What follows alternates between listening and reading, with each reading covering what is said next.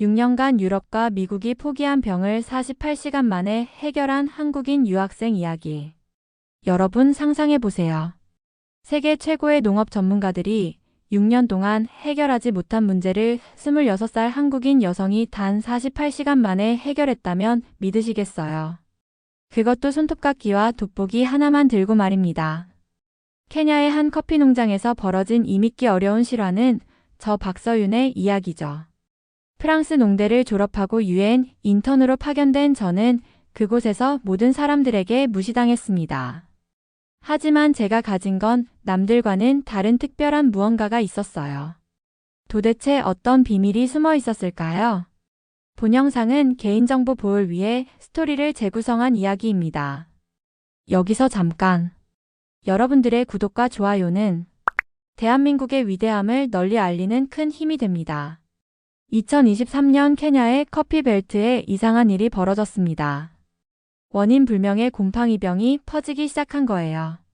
처음엔 몇 그루의 커피나무가 시들어가는 정도였는데 한 달 사이에 농장 전체로 번져나갔죠. 아침 해가 뜨면서 농민들이 농장으로 나갔을 때의 그 절망감을 상상해 보세요. 어제까지 푸르렀던 잎들이 하룻밤 사이에 검은색으로 변해 있었어요. 마치 화재라도 난 듯 말이죠. 이건 뭔가 다르다.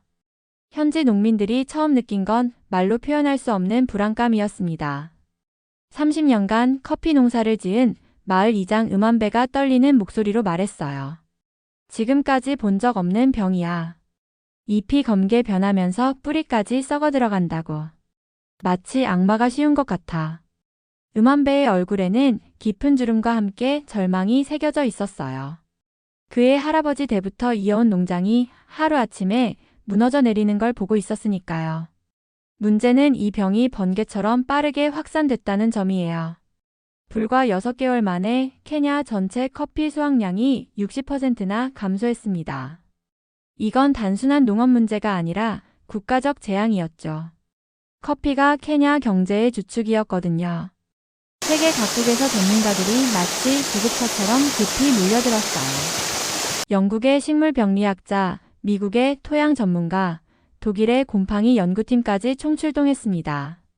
유엔 식량농업기구도 긴급 태스크포스를 구성했죠. 그들은 최첨단 장비를 동원했어요. 수십만 달러짜리 현미경, 토양 분석기, 유전자 검사 장비까지 말이죠. 하지만 6년이 지나도록 아무도 원인을 찾지 못했어요. 검사할 수 있는 모든 검사를 다 해봤지만 결과는 매번 같았습니다. 원인 불명. 농민들의 절망은 날이 갈수록 깊어졌어요. 대대로 이어온 커피 농장을 포기하고 도시로 떠나는 사람들이 하나둘 늘어났습니다. 마을의 아이들은 학교를 그만두고 일자리를 찾아 나서야 했어요. 마을 공동체도 서서히 무너져갔죠. 우리는 이제 끝이야. 하나님이 우리를 버리신 거야.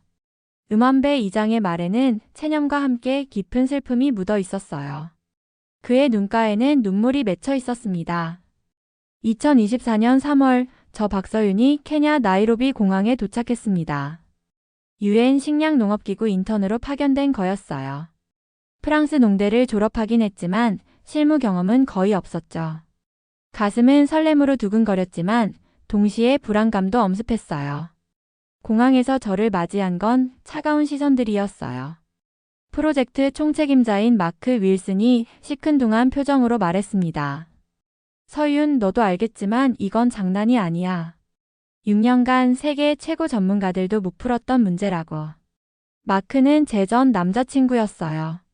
파리 소르본 대학 근처 카페에서 처음 만나 1년 반을 사귀었는데 제가 한국으로 돌아간다고 했을 때 심하게 다퉜었죠. 너는 항상 도망쳐. 힘든 일이 생기면 집으로 도망치잖아. 그때 마크가 던진 말이 아직도 가슴에 박혀 있었어요. 그런 마크를 이곳에서 다시 만나게 될 줄은 꿈에도 몰랐습니다. 운명의 장난이었을까요? 연구 캠프에 도착하자 다른 연구원들의 시선이 따가웠어요. 인턴 따위가 뭘 할 수 있겠어? 아시아에서 온 애가 아프리카 문제를 해결할 수 있을까? 그들의 속삭임이 귓가에 들렸어요. 저는 그저 억지로 웃으며 넘어갔지만 마음 한구석이 쿡쿡 쑤셨습니다. 위축되는 기분을 어떻게 표현해야 할까요? 더 충격적인 건 제가 가져온 장비였어요. 다른 전문가들은 트럭 몇 대 분량의 최신 장비를 들고 왔는데 제 가방에서 나온 건 손톱깎이와 휴대용 돋보기가 전부였거든요. 이게 다야? 마크가 어이없다는 듯 눈을 동그랗게 뜨며 물었어요. 그의 표정에는 실망과 함께 약간의 조롱기도 섞여 있었어요. 응, 이게 다야. 저는 최대한 담담하게 대답했습니다. 사실 그럴 수밖에 없었어요. 인턴 신분으로는 비싼 장비를 지원받을 수가 없었거든요. 부모님께 용돈을 받아서 간신히 항공료만 마련했는데 어떻게 수만 달러짜리 장비를 살 수 있었겠어요. 인턴이 놀러 온 게 아니라면 대체 뭐 하러 온 거야? 동료 연구원의 비아냥에 제 얼굴이 화끈거렸어요. 하지만 저는 아무 말도 하지 않았어요. 말로 증명할 생각은 없었습니다. 행동으로 보여주고 싶었거든요. 그날 밤 텐트 안에서 저는 눈물을 흘렸어요. 정말 제가 여기 온 게 맞을까요? 혹시 모든 사람들이 말하는 게 맞는 건 아닐까요? 다음 날 새벽 5시, 저는 다른 사람들이 모두 잠들어 있을 때 혼자 커피 농장으로 향했어요. 아직 해가 뜨기 전이었는데 이미 농민들은 일을 시작하고 있었습니다. 그들의 얼굴에는 깊은 피로가 새겨져 있었어요. 저는 무릎을 꿇고 흙 냄새를 맡기 시작했어요. 다른 전문가들이 첨단 기계로 측정하는 걸 저는 코로 했죠. 코끝에 닿는 흙 냄새가 심상치 않았어요. 이상해, 이 냄새. 흙에서 나는 게 단순한 곰팡이 냄새가 아니었어요. 뭔가 더 복합적이고 불쾌한 냄새였습니다. 마치 썩은 달걀과 쇠 냄새가 섞인 듯한 느낌이었어요. 그 다음엔 커피 잎을 따서 씹어봤어요. 농민들이 깜짝 놀라며 손사래를 치며 말렸지만 저는 개의치 않았습니다. 입안에 퍼지는 쓴맛이 예사롭지 않았어요. 미친 동양 여자가 병든 잎을 먹고 있어. 저러다 죽는 거 아냐? 농민들 사이에서 수군거리는 소리가 들렸어요. 하지만 마을의 늙은 할머니 아카냐마는 달랐습니다. 주름투성이 손으로 지팡이를 짚고 천천히 걸어와서 말했어요. 손으로 흙을 만지는 사람은 너가 처음이야. 우리도 기계만 믿고 살았는데. 아카냐 할머니의 눈빛에는 희미한 기대감이 서려 있었어요. 그날 밤부터 저는 커피나무 아래서 지냈습니다. 텐트도 치지 않고 그냥 나무 밑에서 잤어요. 밤새 흙을 뒤지며 병든 뿌리들을 하나하나 기록했습니다. 손톱깎이로 뿌리를 조심스럽게 잘라내고 돋보기로 자세히 관찰했어요. 모기떼가 달려들어 온몸이 붓도록 물렸지만 멈추지 않았어요. 손가락 끝이 흙으로 새까맣게 물들고 손톱 사이에 흙이 끼었지만 계속했습니다. 다른 연구원들은 에어컨이 나오는 호텔에서 편안히 지내는 동안 저는 모기에 물리고 흙먼지를 마시며 밤을 새웠어요. 등이 아파서 잠을 이룰 수 없었지만 뭔가에 홀린 듯 계속 관찰했습니다. 왜 이런 고생을 하는 거야? 3일째 되던 날 마크가 찾아와서 물었을 때 저는 이렇게 답했습니다. 식물이 말하는 걸 들으려면 가까이 가야죠. 기계로는 들을 수 없는 소리가 있어요. 마크는 이해할 수 없다는 표정이었지만 더 이상 뭐라고 하지 않았어요. 3일째 되던 날 저는 놀라운 패턴을 발견했어요. 고장난 관계 시스템 주변에 나무들만 유독 심하게 병들어 있었던 거예요. 다른 지역의 나무들은 상대적으로 멀쩡한데 말이죠. 잠깐 이거 이상한데? 심장이 쿵쿵 뛰기 시작했어요. 물이 닿은 나무만 죽어간다는 건 상식적으로 말이 안 됐거든요. 물은 식물에게 생명인데 어떻게 독이 될 수 있을까요? 저는 숨이 차도록 뛰어서 수원지를 찾아 올라갔습니다. 다른 사람들은 토양과 식물만 연구했는데 정작 물은 제대로 조사하지 않았던 거예요. 이상했어요. 왜 아무도 물을 의심하지 않았을까요? 수원지에 도착했을 때 충격적인 광경이 펼쳐졌어요. 물이 마른 강변에 이상한 식물들이 무성하게 자라고 있었습니다. 현지에서는 볼 수 없는 자생식물이었죠. 잎의 모양도 색깔도 전혀 달랐어요. 이 식물이 뭐지? 호기심과 함께 묘한 직감이 들었어요. 아카냐 할머니에게 급히 달려가서 물어보니 놀라운 답이 돌아왔습니다. 아이고, 이건 우리 할머니가 말씀하시던 그 풀이야. 옛날에는 이 풀로 상처를 치료했다고 했어. 전쟁 때 총상도 낫게 했다던데. 할머니의 눈빛이 반짝였어요. 그때 머릿속에 번개가 친 듯한 느낌이 들었습니다. 이 식물이 천연 항균제 역할을 했을 수도 있다는 거예요. 그런데 왜 지금은 효과가 없을까요? 혹시 물의 성분이 바뀐 건 아닐까요? 저는 심장이 터질 것 같은 흥분감을 억누르며 즉석에서 그 식물을 갈아서 물에 우려냈어요. 손이 떨려서 제대로 갈기도 어려웠어요. 그리고 병든 커피나무 뿌리에 조심스럽게 발라봤습니다. 정말 미친 짓이야. 과학적 근거가 어디 있어? 멀리서 지켜보던 마크가 중얼거렸지만 저는 계속했어요. 온몸에 전율이 흘렀거든요. 뭔가 중대한 발견을 한 것 같은 느낌이었어요. 마을에서 가장 심하게 병든 일타르 구역을 실험지역으로 정했어요. 다른 연구원들이 모두 반대했지만 음한배 이장이 저를 믿어주겠다고 했어요. 이 나무들은 어차피 다 죽을 나무들이야. 한번 해보자. 이장의 허락을 받아 저는 3가지 작업을 동시에 진행했습니다. 첫째, 배수 시스템을 완전히 재설계했어요. 물이 고이지 않고 자연스럽게 흘러가도록 했죠. 삽질을 하느라 손에 물집이 잡히고 어깨가 아팠지만 포기하지 않았어요. 둘째, 자생식물로 만든 천연 항균제를 뿌리에 정성스럽게 발랐습니다. 한 그루 한 그루 손으로 직접 만지면서 말이죠. 셋째, 건강한 흙에서 미생물을 배양해서 발효액을 만들어 뿌렸어요. 이건 아버지가 어릴 때 가르쳐 주신 방법이었어요. 다른 연구원들은 저를 보며 고개를 저었어요. 과학적 근거가 어디 있어? 데이터는? 논문은? 인턴이 설쳐대는 꼴 좀 봐. 그들의 조롱하는 시선이 온몸에 박혔지만 저는 묵묵히 작업을 계속했습니다. 손으로 느낀 감각을 믿었거든요. 이상하게 확신이 들었어요. 3일 후 기적이 일어났어요. 시들어가던 커피나무에서 연두색 새순이 돋아나기 시작한 거예요. 처음 발견했을 때 제 심장은 거의 멈출 뻔했어요. 어떻게 이런 일이? 농민들이 하나둘 몰려왔어요.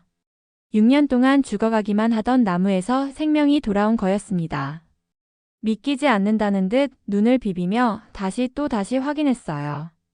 정말이야, 정말 새순이 났어. 기적이야, 기적. 농민들의 눈에서 눈물이 흘러내렸어요. 절망 속에서 찾은 희망이었으니까요. 마크도 처음으로 저에게 다른 말투로 말했어요. 서윤, 이게 진짜 될 수도 있겠어. 어떻게 한 거야? 하지만 지역 정치인들과 일부 연구원들은 여전히 의심스러워했습니다.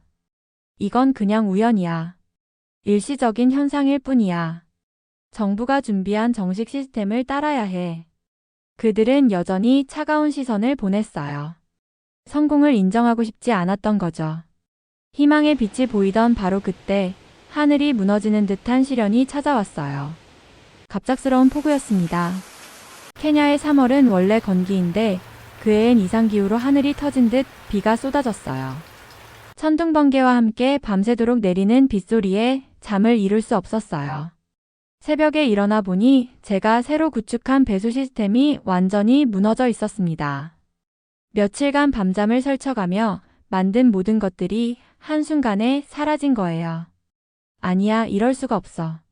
저는 비를 맞으며 미친 듯이 뛰어다니며 시설을 복구하려 했지만 혼자 힘으로는 역부족이었어요. 진흙탕이 된 농장에서 넘어지고 또 넘어지면서도 포기할 수 없었습니다. 커피나무들은 다시 물에 잠기고 병이 재발하기 시작했어요. 며칠 전만 해도 파릇파릇하던 새순들이 다시 검게 변해갔습니다. 절망이 밀려왔어요. 언론들이 독수리처럼 몰려왔어요. 실패한 인터넷 쇼에 불과했다. 과학적 근거 없는 실험의 당연한 결과다. 한국인 유학생의 무모한 도전. 신문과 인터넷에는 저를 조롱하는 기사들이 쏟아졌어요. 댓글들은 더 악랄했습니다. 설치지 말고 집에나 가라. 아시아인이 아프리카에서 뭘 한다고 같은 말들이 화살처럼 꽂혔어요. 마크도 결국 저에게 등을 돌렸습니다. 회의실에서 차가운 목소리로 말했어요. 미안하지만 서윤, 이제 떠나줘야겠어. 더 이상 프로젝트에 참여할 수 없어. 본부에서 압력이 들어왔어. 그 순간 가슴이 무너져 내리는 느낌이었어요. 사랑했던 사람이, 그리고 함께 일했던 동료들이 모두 저를 버린 거였으니까요. 배신감과 절망감이 동시에 밀려왔어요. 저는 비를 맞으며 혼자 강변을 걸었어요. 눈물인지 빗물인지 구분할 수 없을 만큼 울었습니다. 온몸이 떨리고 숨이 제대로 쉬어지지 않았어요. 내가 뭘 잘못했을까?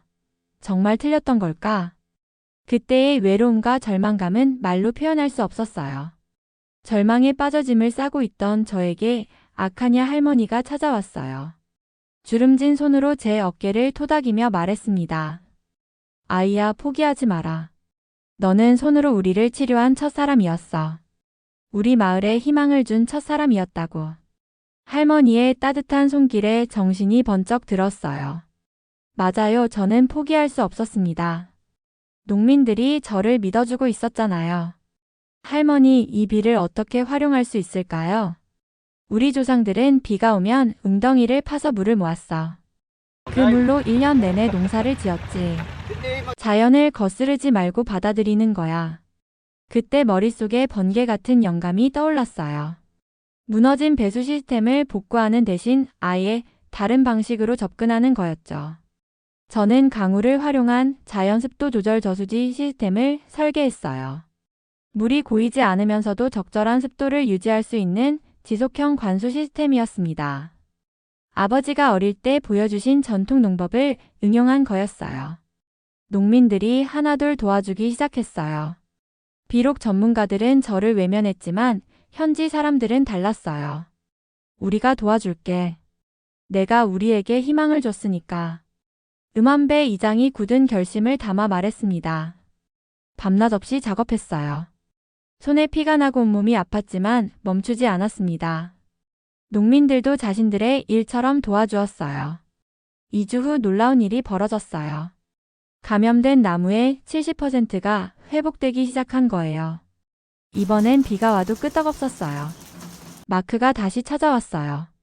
얼굴에는 미안함과 놀라움이 섞여 있었어요. 서윤, 정말 미안해. 난 완전히 틀렸어. 어떻게 이런 일이 가능한 거야? 하지만 저는 이미 상처받을 대로 상처받은 뒤였어요. 그래도 용서할 수 있었어요. 성공의 기쁨이 모든 아픔을 덮어주었거든요. 소문은 바람보다 빠르게 퍼져나갔습니다. 세계보건기구와 UN, 식량농업기구에서 공식 조사단을 급히 파견했어요. 정말 믿기 어려운 성과입니다. 조사단장이 감탄하며 말했어요. 6년간 해결되지 않던 문제를 대체 어떤 방법으로 이렇게 단시간에 해결하신 겁니까? 언론도 완전히 태도를 바꿨습니다. 한국 유학생 세계 농업계를 뒤집다. 손톱깎이로 만든 기적. 과학보다 강한 직감의 힘. 케냐 정부에서는 저를 농업자문위원으로 공식 임명했어요. 하지만 더 의미 있는 건 따로 있었습니다. 마을 사람들이 저를 작은 어머니라고 부르기 시작한 거예요. 그리고 마을 한가운데 교육센터를 만들어서 젊은 농민들에게 지속 가능한 농업 기술을 가르치는 프로그램을 시작했습니다. 아이들이 저를 보면 달려와서 안겼어요. 할머니들은 제 손을 잡고 고마움의 눈물을 흘렸습니다. 그 순간들이 세상 어떤 상장보다 소중했어요. 마지막 날 밤 저는 한국에 있는 아버지에게 전화를 걸었어요. 아빠, 케냐에서 커피 농사를 살렸어요. 그랬구나, 서윤아. 아버지의 목소리에는 자부심과 함께 뭉클함이 묻어 있었어요. 아빠가 나한테 최고의 선생님이었어요. 논문이 아니라 손으로 배우며 자란 감각, 그게 진짜 힘이었어요. 어렸을 때부터 아버지는 저에게 농사의 기본을 가르쳐 주셨어요. 조선시대부터 이어져 내려온 우리 집안의 농법을 말이죠. 흙의 냄새를 맡아라, 식물의 소리를 들어라. 기계가 못 보는 걸 너의 손으로 봐라. 아버지의 가르침이 머나먼 케냐 땅에서 꽃을 피운 거였습니다. 그때 비로소 깨달았어요. 제가 가진 건 특별한 재능이 아니라 조상들로부터 이어받은 지혜였다는 걸 말이에요. 지금도 그 마을에서는 커피가 무럭무럭 자라고 있어요. 농민들은 다시 웃음을 되찾았고 아이들은 학교에 돌아갔습니다. 마을에는 활기가 넘쳐나죠. 마크와도 다시 좋은 관계가 되었어요. 연인으로는 돌아갈 수 없었지만 서로를 존중하는 동료가 되었습니다. 서윤, 너에게서 많은 걸 배웠어. 진정한 과학은 겸손에서 시작되는구나. 기술보다 중요한 건 사람과 흙을 믿는 손의 감각이라는 걸 배웠습니다. 때로는 가장 첨단 기술보다 가장 오래된 지혜가 더 강력할 수 있어요. 여러분도 혹시 누군가 여러분을 무시하거나 불가능하다고 말할 때가 있나요? 그럴 때 제 이야기를 기억해 주세요. 때로는 가장 단순한 방법이 가장 강력한 해답이 될 수 있습니다.